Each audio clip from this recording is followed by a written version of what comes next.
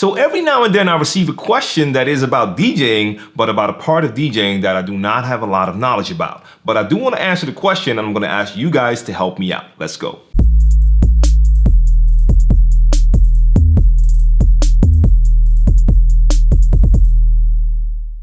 Hey guys, what's going on? It's djTLM. You're watching djTLMtv. Time for a Q&A video, and today I want to talk about mixing Latin music, and the question is specifically about mixing salsa. Now, like I told you in the intro, I do not know a lot about this particular subject, so I'm going to need your help if you have more knowledge. Check that out. First of all, let's go to the question. So the question is, I wanted to ask if you can comment or even do a video on mixing Latin music, preferably salsa music. I used to mix just house music and freestyle, but I'm always asked by friends to mix salsa music, and I've struggled with it. For some reason, I find it difficult to do a smooth transition from one song to another.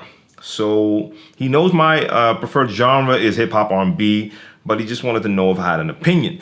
So first of all, there's a big difference when it comes to mixing music like house, hip hop, R&B, because all of those genres, especially the new stuff, is all done with computers, drum computers. So all of these beats will definitely play at the same tempo throughout the whole song. What I mean by that is, if for instance you take some James Brown or some old reggae, that stuff is done with live musicians.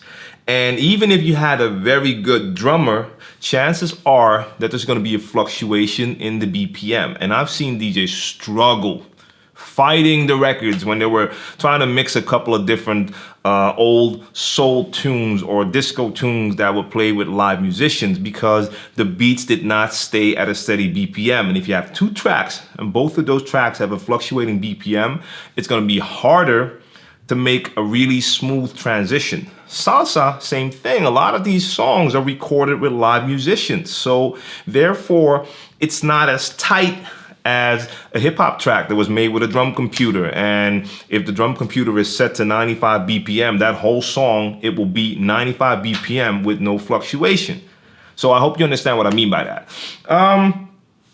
I've played a couple of salsa tracks every now and then, but I did not mix. So I would just drop it on the one. I would find a one that I thought was suitable, mostly after a hook, after the chorus, and start the next track. When I'm playing salsa, the couple of tracks that I do play, it's gonna be during the hype part of the evening, so I don't really prefer to mix a lot. I like to just throw stuff in there.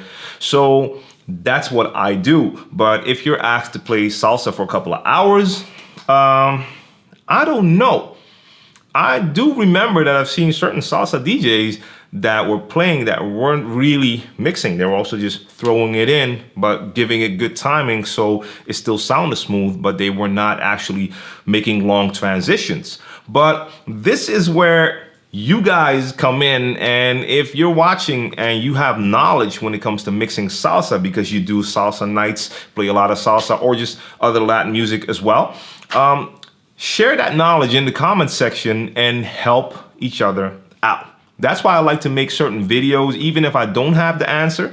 I'm not gonna pretend like I know and give you some stupid advice. I try to give you some insight by giving you what I do know. But in this case, I want other people to be there to step up and share that knowledge as well.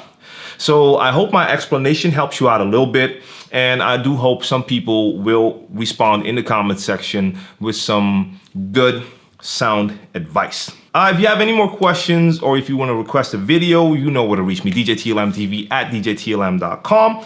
Thumbs up if you enjoyed the video, and definitely in this case, share the video, because some people who might have a lot of knowledge might miss this video if you don't share it. And we want people to share that knowledge as well.